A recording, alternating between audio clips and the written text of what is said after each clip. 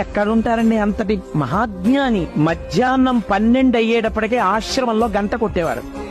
భగవాన్ ఇది మీ ఆశ్రమం అంటే ఆయన ఒప్పుకునేవారు కాదు. నా ఆశ్రమం ఏమిటి, నేనెవరు, నాకు ఆశ్రమం ఏం లేదు అని అందరూ భోజనానికి వరసలో నించుంటే ఆయన కూడా ఓ కర్ర మట్టి కమండలం పట్టుకుని లైన్లో నించునేవారు.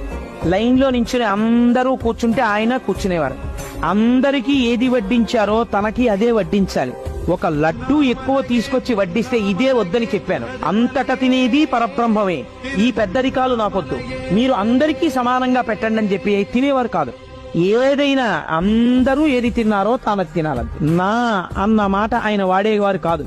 ఎవరైనా వచ్చి భగవన్ ఆశ్రమంలో 500 లీటర్ల వాటర్ ట్యాంక్ ఒకటి కట్టిద్దాం అనుకుంటున్నాం, 500 కట్టించమంటారా, 250 లీటర్ల ట్యాంక్ కట్టించమంటారా అని అడిగేవారు. మీరు 250 లీటర్ల ట్యాంకు కట్టించక్కర్లేదు, 500 లీటర్ల ట్యాంకు కట్టించ